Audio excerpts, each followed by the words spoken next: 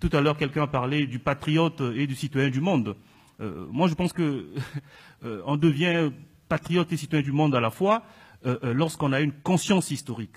La conscience historique suppose un double acte. Être conscient du monde, de la profondeur des événements historiques tels que le monde a vécu, et en même temps être conscient qu'on est sujet d'histoire, on fait l'histoire. Et quand on est dépourvu de ça, on peut pas être à la fois patriote et citoyen du monde. Et la fraternité universelle arrivera le jour où on va combattre le mensonge. Parce que le mensonge qui consiste à dire, quand vous voyez à la télévision, l'aide publique au développement, on voit un bébé africain ballonné qui a faim, alors que l'Afrique transfère plus d'argent en Occident qu'autre chose. Et qu'est-ce que l'enfant occidental voit? C'est grâce à lui que cet enfant africain va survivre.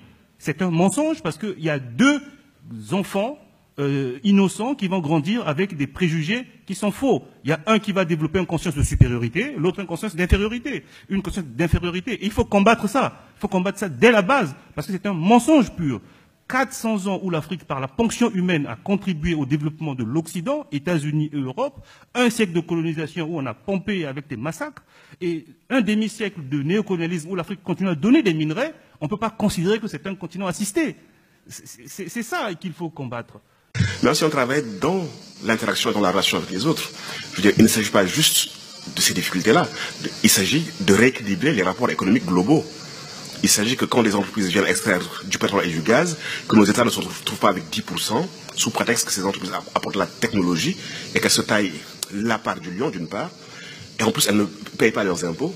Elles font ce qu'elles appellent doctement de l'optimisation fiscale, mais en fait elles font de l'évasion fiscale, mettant en place des procédés pour ne pas payer leurs impôts. Et on a estimé que les flux financiers illicites qui sortaient du continent étaient plus importants que l'aide publique au développement et que les investissements directs étrangers. Et que le continent est créditeur net de flux financiers. Il y a plus de flux financiers qui sortent du continent que de flux financiers qui entrent dans le continent. Et on continue à présenter le continent comme un continent qui est aidé. Alors que c'est lui qui aide le reste du monde à son corps défendant.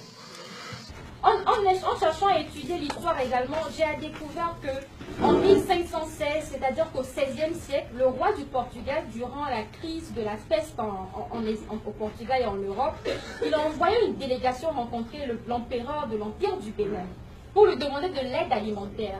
Cet empereur, il a rempli un cargo de nourriture qu'il a envoyé au Portugal. Personne n'aurait imaginé qu'il y a 5 siècles, l'Afrique était tellement riche que c'était elle qui offrait de la nourriture aux autres.